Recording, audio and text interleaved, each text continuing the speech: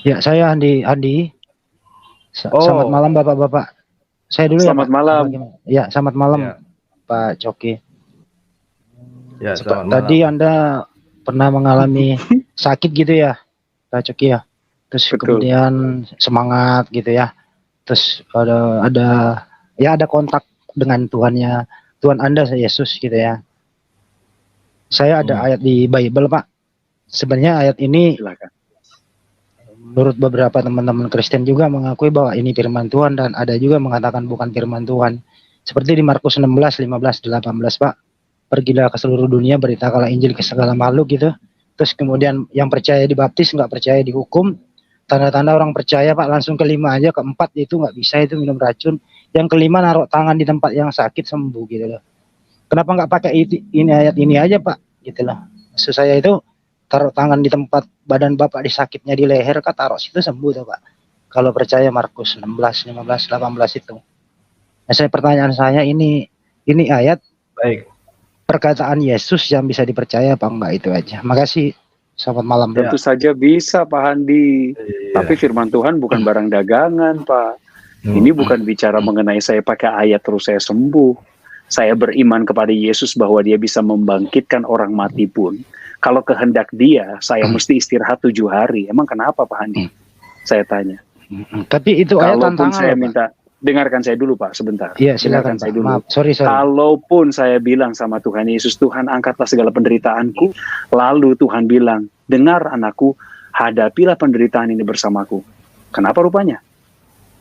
Pada akhirnya Tuhan punya otoritas atas hidupku, dan aku percaya pada Yeremia 29 ayat 11 yang kuulang-ulang berkali-kali bahwa rancangannya adalah damai sejahtera, bukan kecelakaan.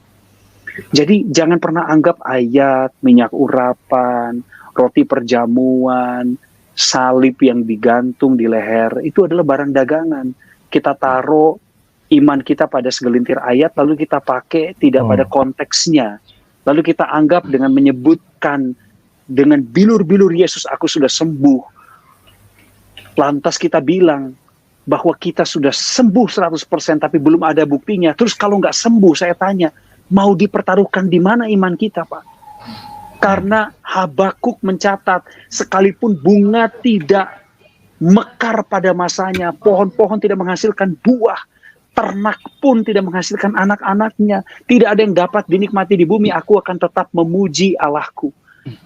Tuhan bukan hanya sekedar memberikan kita berkat, Pak, tapi Tuhan juga memberikan kita kemampuan untuk melatih percaya kita kepadanya di saat jawaban doa kita belum diwujudkan. Pak Handi, memang ini dalam konteks diskusi kita. Saya senang Bapak bertanya, tapi saya juga perlu mengingatkan kita semua di forum ini. Masih banyak orang Kristen yang belum bertumbuh secara dewasa lewat imannya. Karena merasa apa? Kalau Tuhan tidak dengar doaku, padahal aku percaya padanya, berarti Tuhan sama seperti Allah yang jauh di sana memainkan lensa pembesar, lalu kita semutnya, dan di tengah hari sinar tersebut menembus panas ke semut itu, dan kita bernari-nari kepanasan, kesakitan. Kita masih menganggap Tuhan kita tuh penghukum dan nggak ngedengerin apa maunya kita. Padahal yang punya hidup minoritas itu kita, Pak. Yang punya otoritas dan kuasa adalah Tuhan. Jadi Pak Handi, saya mohon kepada Bapak dan saudara-saudaraku, mari kita bertumbuh di dalam iman kepada Tuhan. Apapun yang terjadi, Tuhan tetap baik. Belajarlah percaya pada Dia.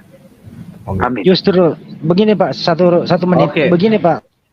Oke, ini sudah melebihi batas, jadi beliau juga sepertinya menanyakan juga yang mau menguji ya. Ini kayaknya kadrun juga ini.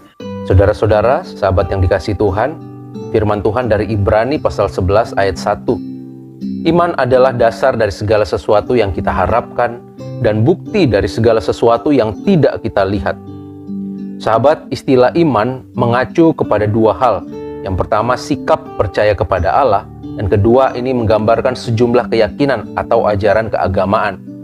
Di dalam bahasa Ibrani, istilah yang dipakai adalah amen. Amen kita tahu biasa digunakan untuk menutup doa atau nyanyian pujian, atau kalau sekarang ini untuk merespons sebuah pesan atau berita firman yang dianggap benar.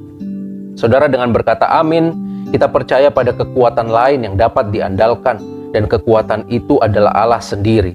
Firman-Nya, kuasanya, hikmatnya, karya-karyanya, rencananya, rancangannya, bahwa ini semua dapat dipercaya dan diandalkan oleh manusia. Saudara, percaya kepada Allah ini merupakan sikap yang sangat penting. Tuhan memberkati kita semua, saudara.